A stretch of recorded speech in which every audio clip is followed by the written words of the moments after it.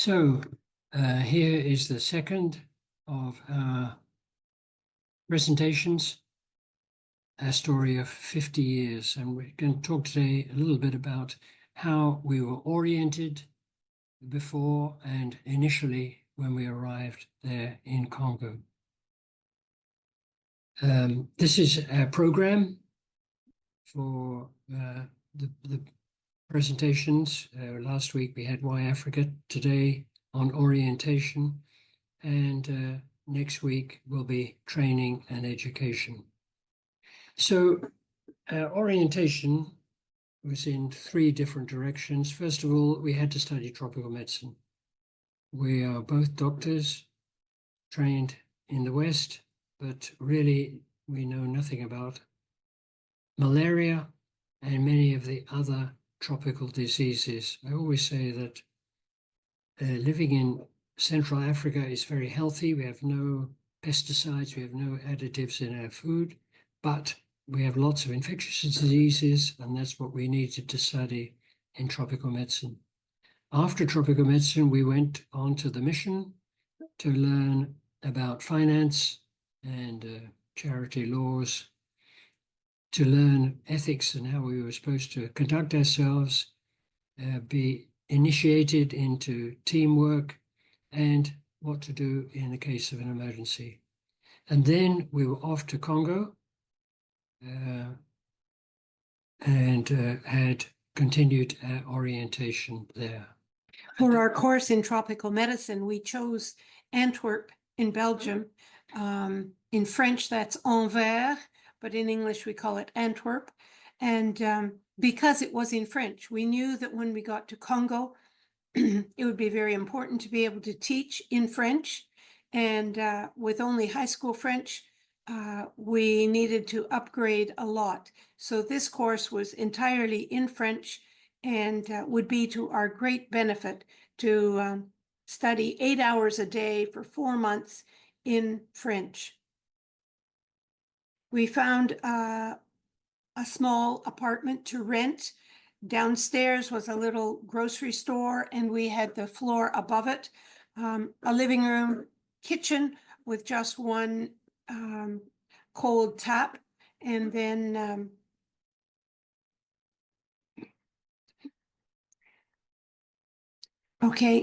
a bedroom that was unheated. But it was okay. We were students and we were prepared to take things simply, and we enjoyed our time in that little apartment. Believe it or not, both of us got scholarships in order to go and study in Belgium. I don't know whether maybe there aren't a lot of people that ask to go and study in Belgium, but the Canada Council gave Nancy a scholarship and the British Council gave me a scholarship. So we were well funded for our time there in Antwerp. This is the owner of the shop and the owner of the building where we had our accommodation. Lovely couple, Yolande, his wife, and just a general store, corner store, selling almost everything down below us. I would mention that the scholarships were not overly generous. I can't go back in time to say what the cost of living was, but it was £80 British a month each. So we had £160 for our monthly expenses. Here we are with a group of other students who are studying with us. We had a small van that I brought over from England, and we could take a group of people out. They were sitting uncomfortably in the back, just 2 seats in the front, but we were able to go and visit Amsterdam and another of other places with some of the other students. Another place we visited several times was Liège on the east of Belgium, not very far away, maybe an hour's drive, because we had previously met Marianne Charlier, at that time a medical student, and her family was trilingual, English, German, and French. And they invited us several times to come and spend a weekend with them, and they only spoke French while we were there in order to help us improve our French. And Father had participated in World War II and showed us the sights. It was a very interesting time. Of course, all explained in French. I couldn't believe how many mistakes I could make in one single French phrase. 6 mistakes in 5 words, I think, was the record. Again, with others of the students out on another outing. The Tropical Medicine Institute in Antwerp is known particularly for the discovery of the Ebola virus. This is one of the laboratories there where they're dealing with highly infectious agents. And particularly it's a fellow called Pierre Plod, a doctor who was there, who we met in Antwerp. Later on, 1976, he flew to Congo to find the cause of Ebola fever, and it's a filamentous virus. And here's a picture under an electron microscope of what it looks like. But he's the one who first discovered the infectious agent, and that led to the formation of vaccines and led to all of the different protection protocols that need to be made by people who are treating Ebola fever. This is a more modern group of students who are studying at the Institute with one of the teachers there in the middle. You see that a number of them are Black, a number of them are Africans, some maybe from North Africa as well. They have all probably studied medicine in Belgium, but they haven't learned anything about tropical diseases like malaria while they've been studying medicine, and they need a tropical medicine diploma before they return to their countries of origin and start their work as doctors.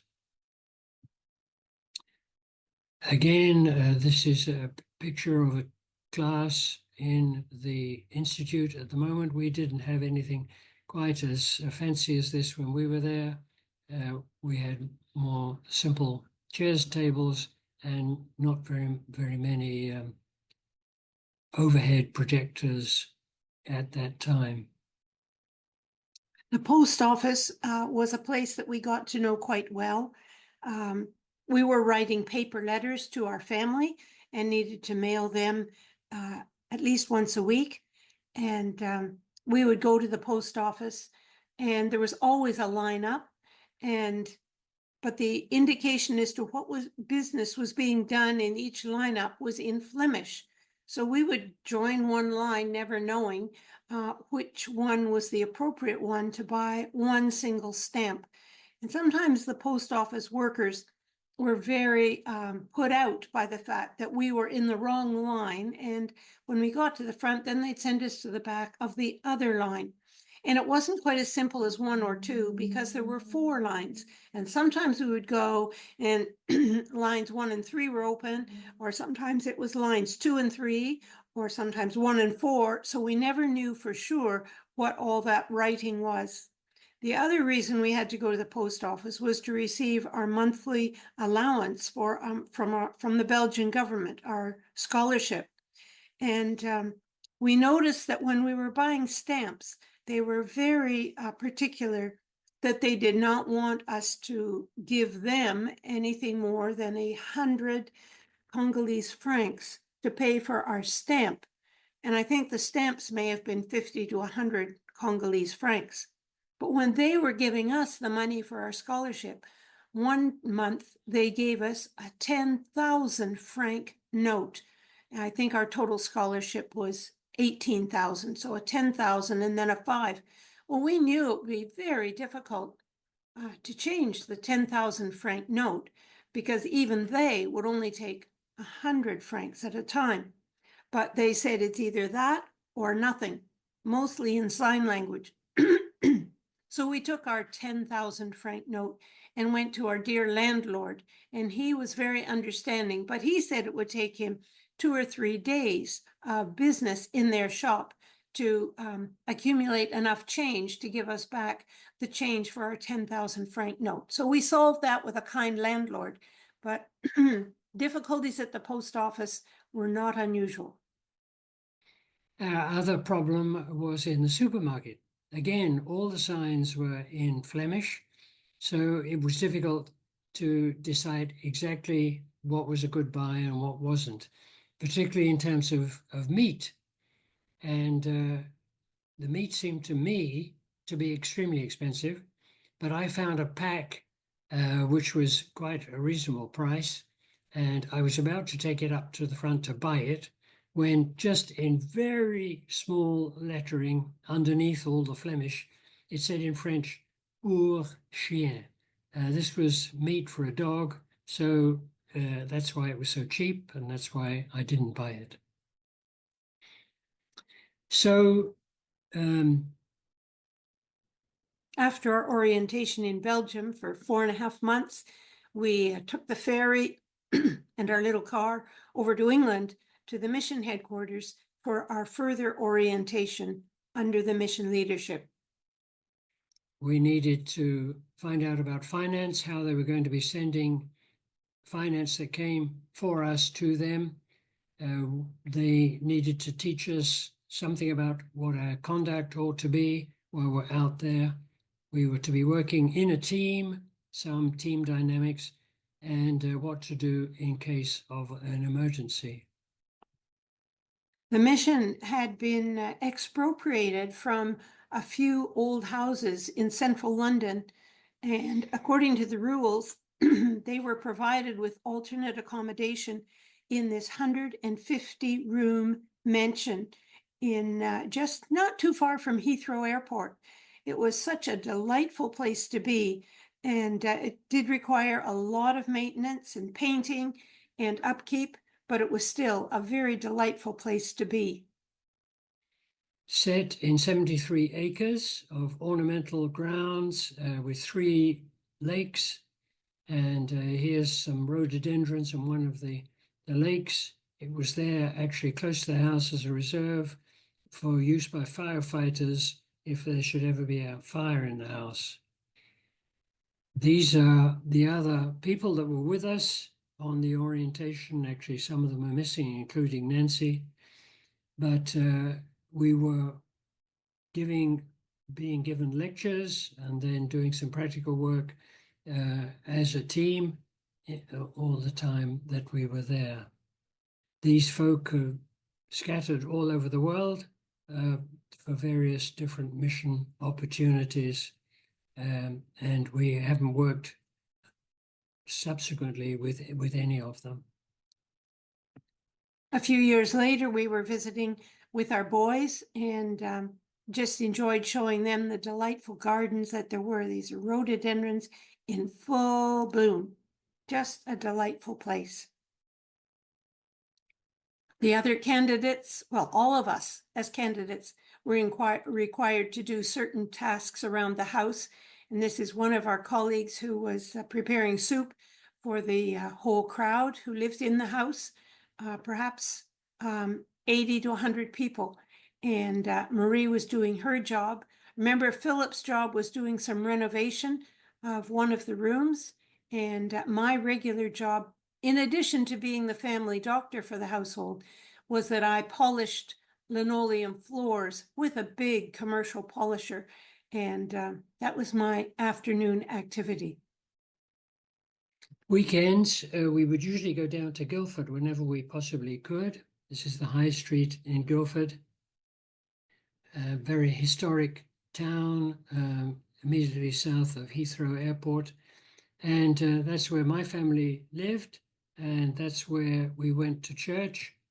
And that church has supported us financially for the last 50 years. This is Guildford Baptist Church. Here's the inside of the church as it was, and the pastor sitting in the pulpit right at the far side. We were very blessed to participate in the church services every Sunday for 4 months. And David Pawson was a gifted preacher. I can tell you to this day that he preached from the book of Ephesians every Sunday that we were there. He kept on working his way through a few verses, chapter 1, chapter 2, and those verses will always be illuminated in my mind because of his preaching during those 4 months. And then we're on to Kinshasa, capital of Congo, right on the edge of the Congo River, just 100 kilometers or so from the sea. And over on the other side, you can't see it in this particular view, but was the capital of the Republic of Congo, Brazzaville. But this is on the south bank of the Congo River, Kinshasa, the capital of the Democratic Republic of Congo, the Democratic Republic, that big square country right in the heart of Africa. For our first wedding anniversary, we decided to go to the rooftop garden of the Intercontinental Hotel. And it was delightful. It was a change from the work that we had been doing since we arrived in Congo about 6 weeks earlier. And we enjoyed one relaxing evening at the Intercontinental Hotel. Very interesting to see disused barges that were beached on the sides of the river there in Kinshasa. This is part of an old barge that used to go up and down the river using firewood to fire the engine. And you can see the smokestack there with a wire cage on top, which was to catch the sparks from the fire, because if they got out, they could cause a forest fire as the boat went up and down the river. The river, extremely important means of communication and transport through the country. Very few roads, and the river linking all of the big towns in the center of the country. As soon as independence came, these firewood-fueled boats were ditched, and the country started using diesel-engined boats, but it was always a big problem to keep them well maintained. It was always a big problem to find diesel fuel, and still is. There's still the same diesel boats that ply the river these days. Post office in Kinshasa and the Canadian Embassy. And to this day, we get notices from the Canadian Embassy about what's going on in the country as a whole, and the kind of precautions that we need to take, and notification about emergency problems. We keep getting emails from them to tell us about what's going on.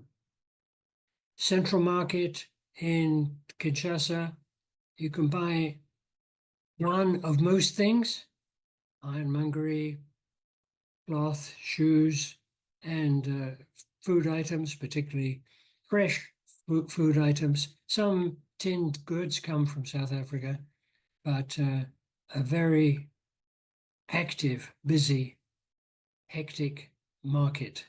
I would say that selling pieces of cloth that are 6 yards long is very common.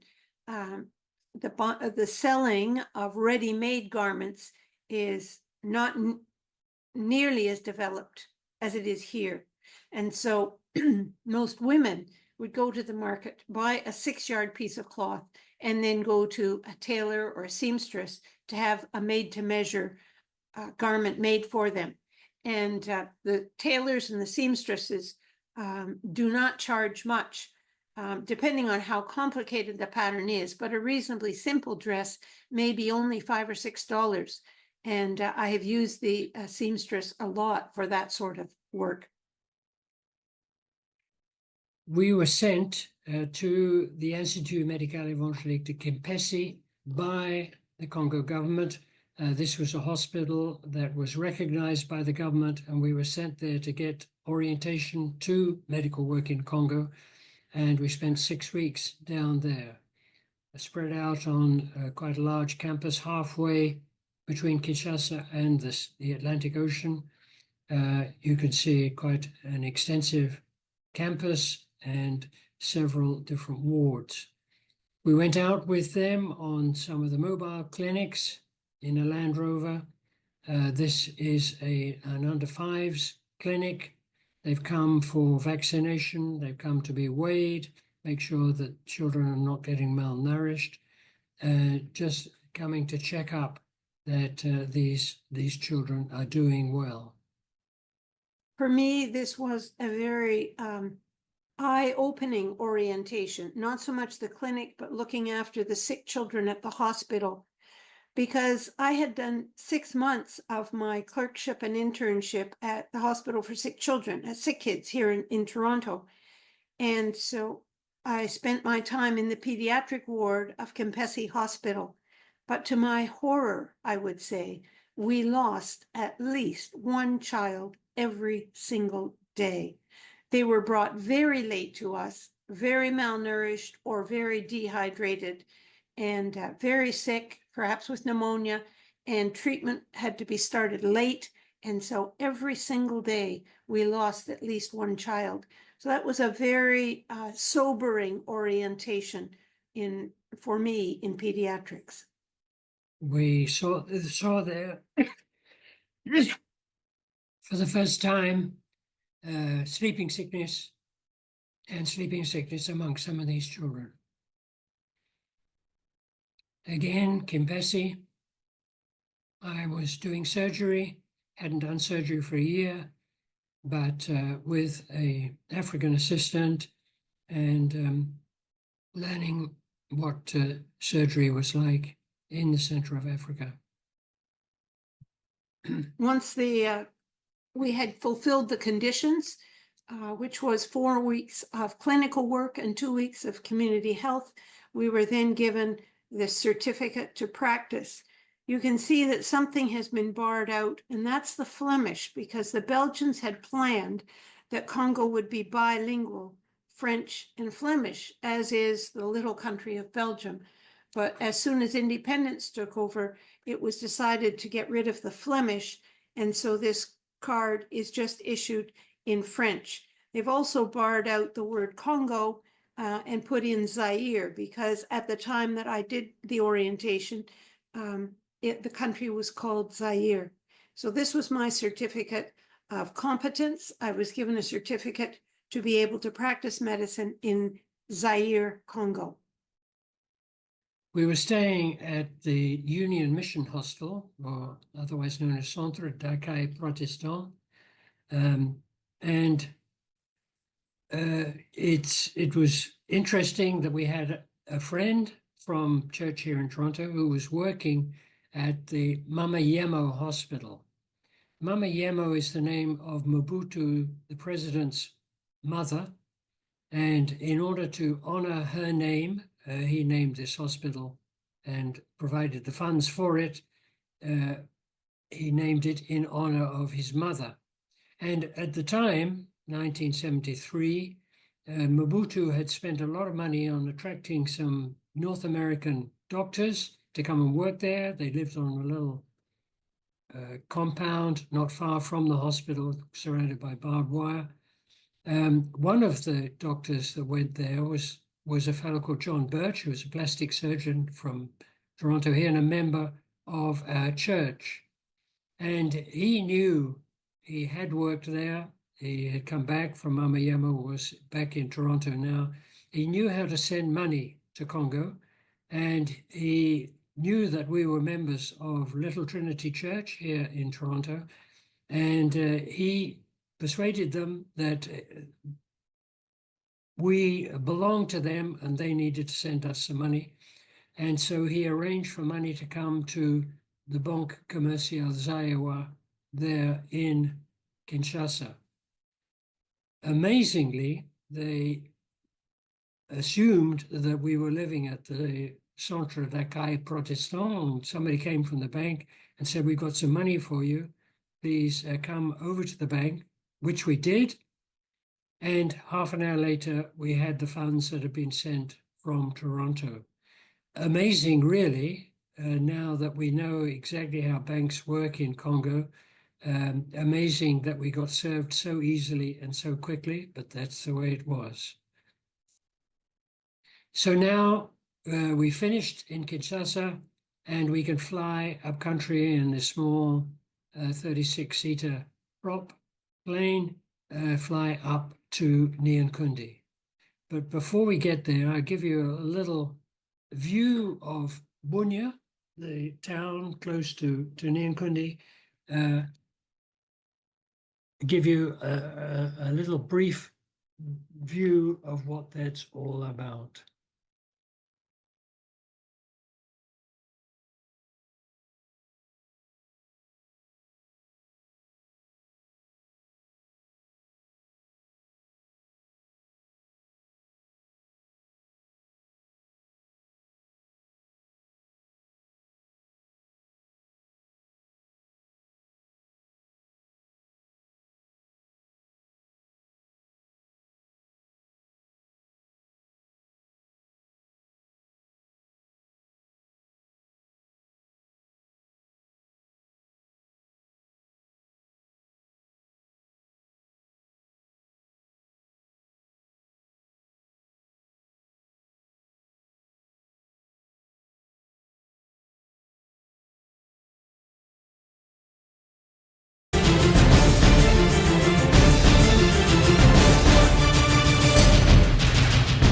Bunia, l'une des 35 villes de la RDC, chef-lieu de la province d'Elituri, située dans la partie nord-est du pays, avec 3 communes et 24 quartiers, mesure 57,6 km² de superficie. Jadis réputée d'être ville à sang et à feu, Bunia ne cesse de devenir à ce jour un asile de sûreté et également un lieu où il fait beau vivre.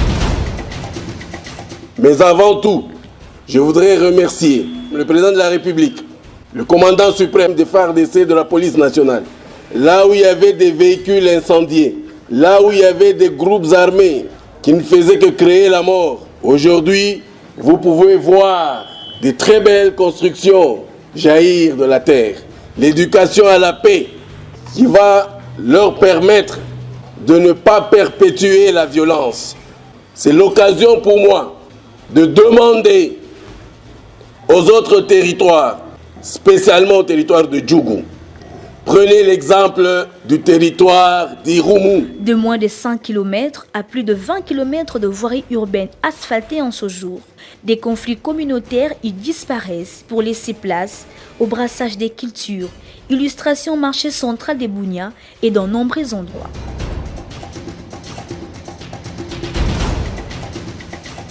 Namuna sasa wana guverner anaendelea kupiganisha juu ya usalama pamoja na administrateur ya territoire.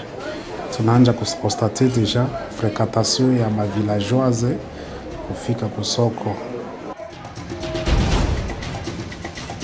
Naza couturière na grand marché. Tongata ba 3 ba 4 sécurité zalango bien po toza biso poser awa. Chaleur kaka ndezo boma biso. Ventilateur nde batie la biso soki maire de la ville koyoka sango na ngati la biso ventilateur.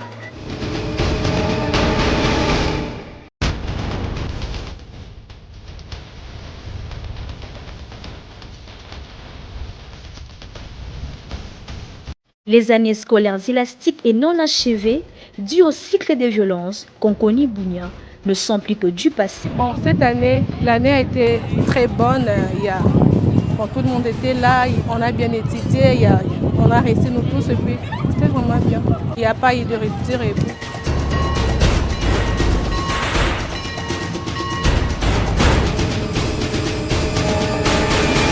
Construire plus des écoles et surtout renforcer l'organisation des enseignements, chercher plus de professeurs, je peux dire. Je souhaite d'abord encourager les professeurs qui tiennent pour l'éducation des élèves ici dans la ville de Bunia, parce que tôt ou tard, ça les paiera au futur.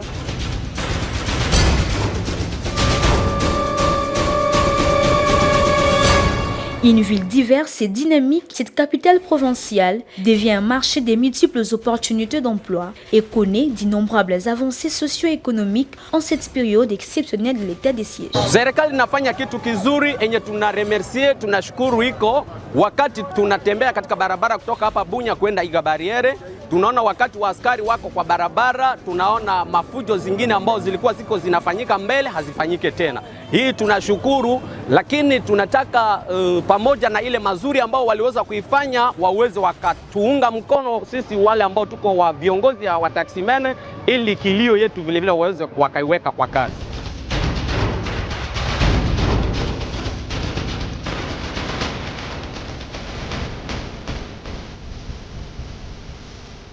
J'ai dit merci au gouverneur pour le travail. Ici à Bunya, vraiment, bravo, coup de chapeau. On est là derrière vous. Continuez toujours, il y a des routes partout.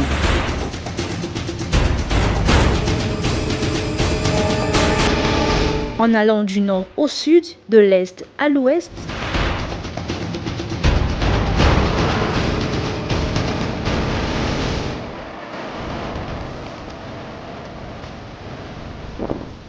Vraiment mimi nasema Mungu apewe sifa benye banatuletea entreprise yenye nasaidia maisha. Tulikuwa tuko nateseka, tunakosa kwa kushinda, me Mungu anatusaidia anatuletea entreprise yenye nasaidia kimaskini yetu unapima kupunguka. Tunasema Mungu ambariki sana.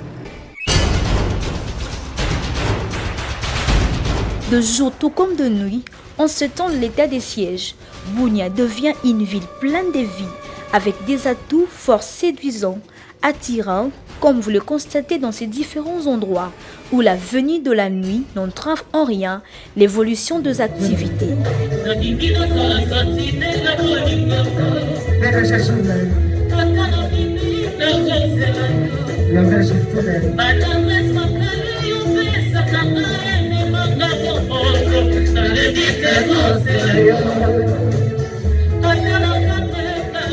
Galvanisés par les patrouilles pédestres et motorisés des hommes en uniforme.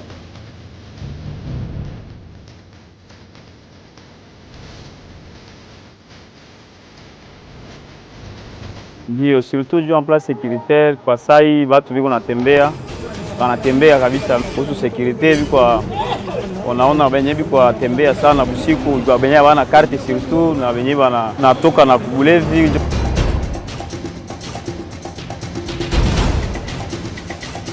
Ce jeune, devenu des modèles en Ituri en termes de travail et de cohésion sociale, exhorte leurs frères d'autres territoires d'emboîter également les pas.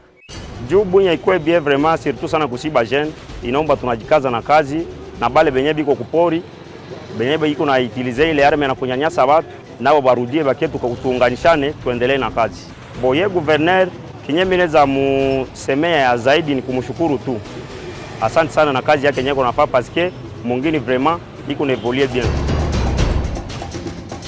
L'esprit entrepreneurial, le patriotisme, la réconciliation, le pardon, des valeurs qui caractérisent à présent la jeunesse de cette ville, couplées aux efforts si remarquables de la pacification et du développement de cette partie de la province d'Elituri, dont ne cesse de faire montre le gouverneur militaire, le commandant des opérations, le lieutenant-général Boyanka Chamadjouni, sont à la base du changement qui connaît cette mégapole. L'Ituri vers sa paix et son développement est rendu possible grâce au président de la République, Félix-Antoine Tshisekedi Tshilombo, défenseur des intérêts vitaux des Congolais en instaurant l'état des sièges en Ituri, dont les mérites reviennent à la population et aux FRDC qui ont créé l'espoir et vivent dans un climat de confiance.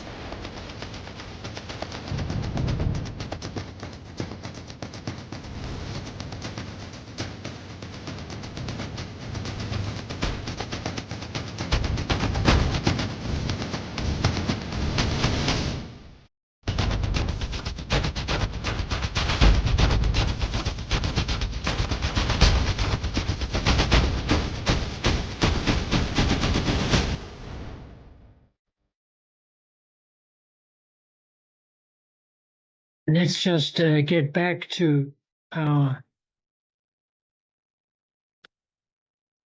slideshow.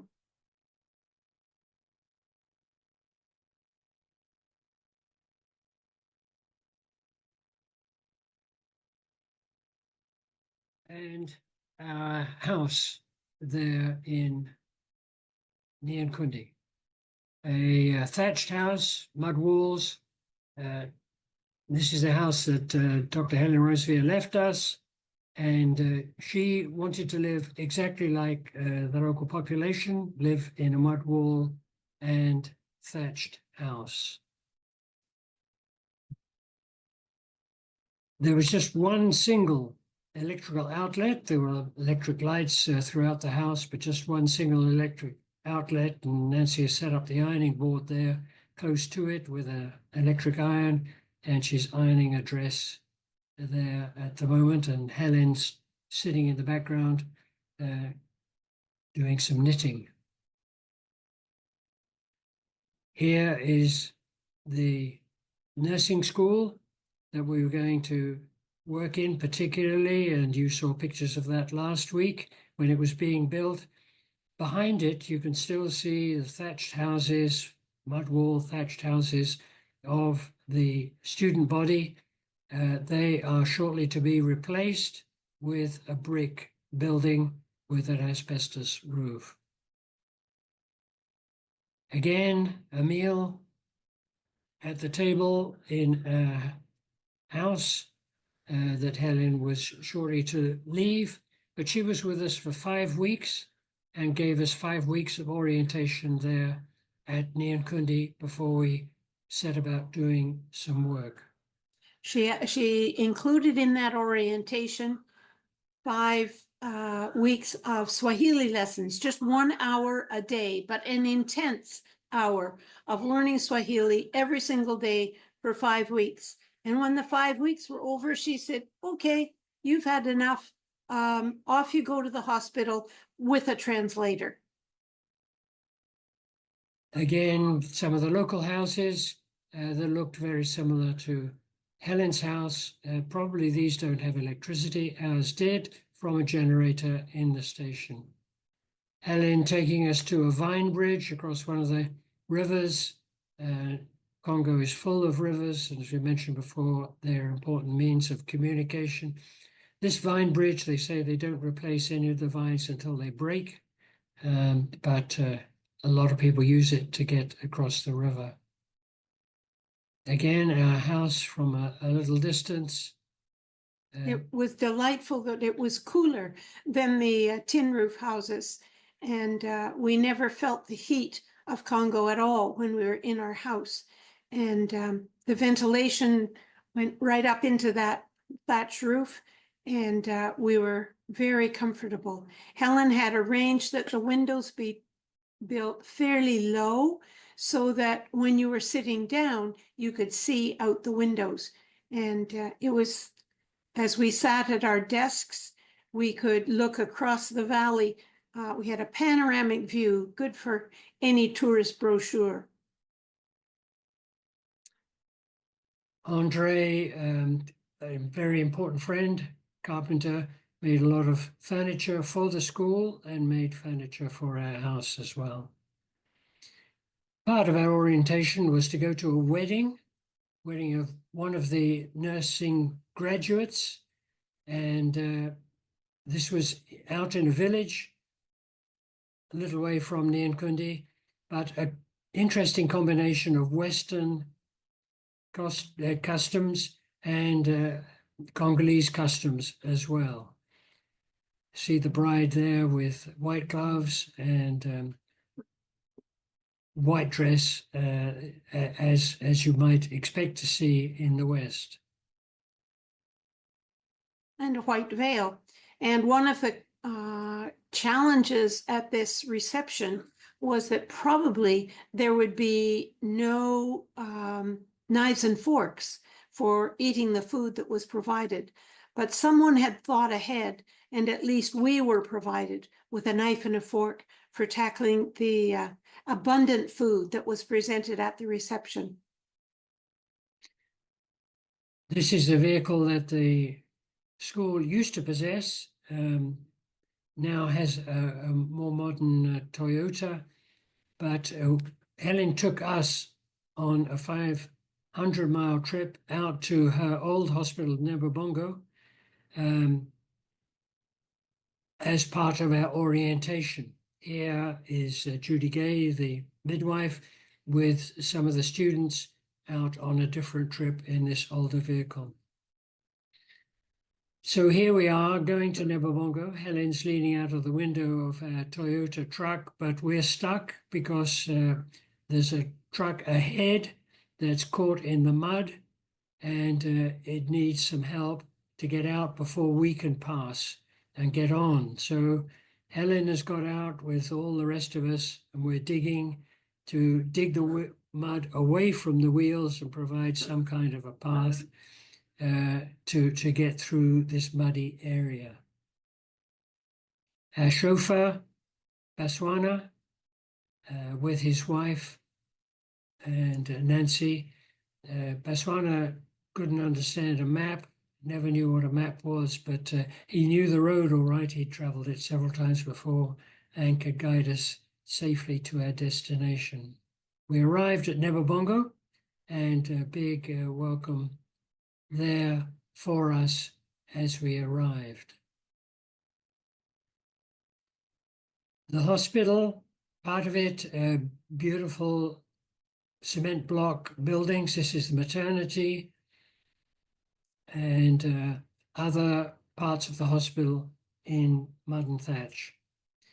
The church organized a big, what they call a makatano, a big assembly of different churches to come together. Too many people to fit inside the usual church, and so they made a temporary shelter of palm fronds there outside, and this was to welcome us, and I was to be the preacher. I preached in French, but was translated twice into 2 different local languages. You could see everybody had to bring their own chair, and a lot of people with these locally made deck chairs that they could sit on. Here's the group of missionaries, mostly fairly elderly, that we came to join. Helen there in the blue dress in the middle, and others that have been here for many, many years. And perhaps the most important person to meet was John Mangadima, here with his wife and 5 children. He is the head nurse at Nebobongo Hospital. He's got his motorbike just in front of him there, a gift from Helen. And he was quite a competent surgeon, although he's only a nurse, but could do simple surgery like cesareans and other emergency surgery, and do it very well as well. Later on, I was to do a 2,000-odd kilometer ride on the back of this motorbike with John to go and see several different hospitals and health centers in this part of Congo. That was also part of my orientation, but it occurred a couple of years after this picture. And here, Helen is saying goodbye to John, and she's shortly to be flying back to UK, but John left to run this hospital. You see some thatch on one side and the operating room in the further distance, and this is the center of Nebobongo Hospital.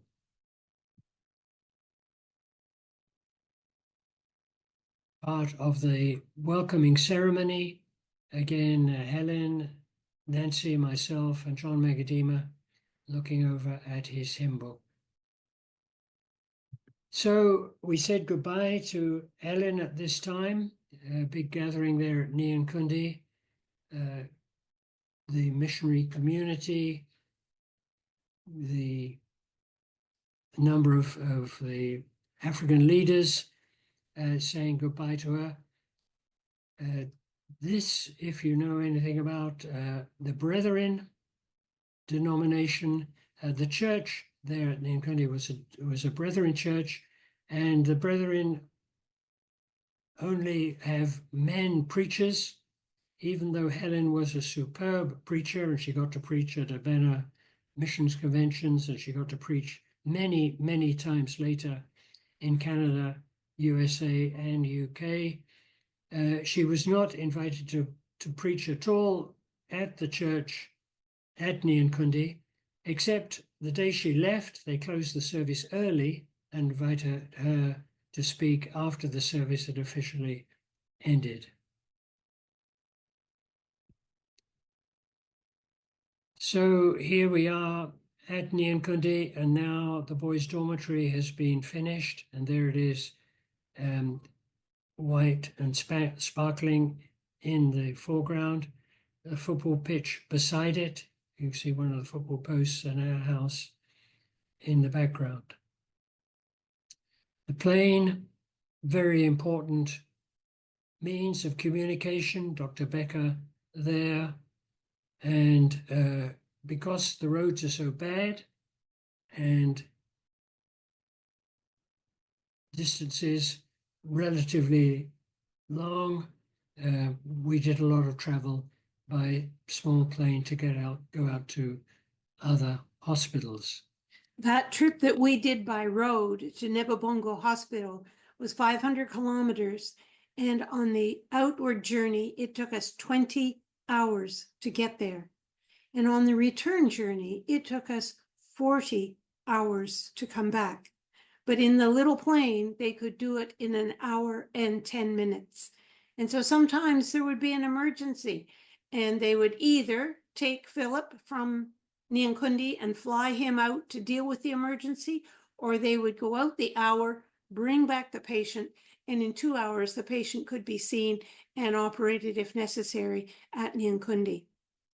Aviation fuel comes in barrels overland, over from Kenya, Uganda into northeast part of Congo, and you can see those barrels behind Dr. Becker. So we started work in the clinic, and here's my translator. And for a little while, I worked with him and communicated to him in French, but most of our patients, 95% of our patients, only spoke Swahili or one of the local tribal languages, but it didn't take very long to learn some Swahili and be able to take the clinic by myself. And here's Nancy doing the same thing, again with the translator initially, but in no time at all, you've asked the same question many, many times, and you've heard a variety of responses, but you can begin to understand them fairly quickly. And our last picture is of the 93 intake that we selected. We chose, there was an entrance exam. We had to mark the entrance exam and then choose which students we were to take. And they came from quite a wide area, and that's why we had to have a dormitory for them. But we got to know this particular group very, very well indeed, and we could tell you exactly what all of them are doing today. The tallest fellow over on the right, that's Baki Agomu. He ran a hospital in Isiro for many years. He's fairly elderly now, has gout. Next to him is Bang Bukele. He became a nurse anesthetist. He was the referee of our football team. He was appointed as chief of his local tribe. He then became vice governor of his province. Next to him is Kobinama, who died fairly young, but his son is now a surgeon at Nyankundi.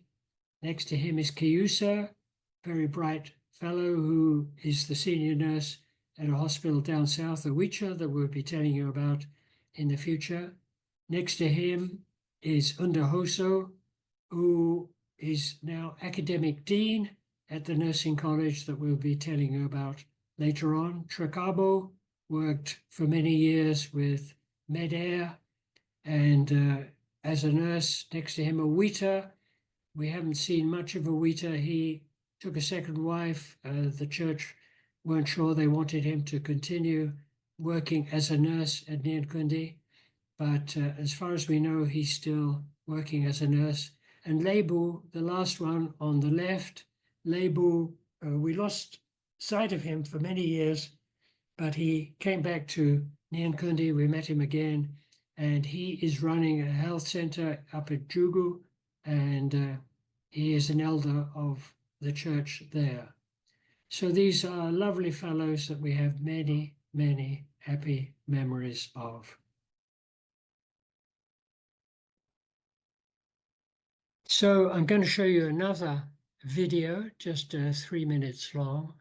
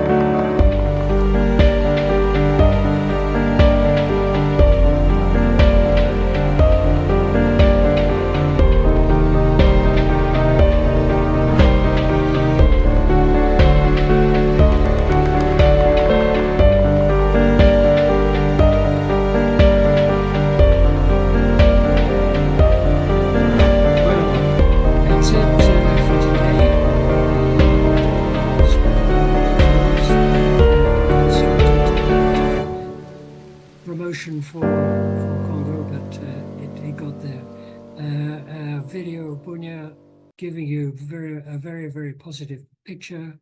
The negatives being Covered over. covered over. So we'll see you again next week. Thank you very much.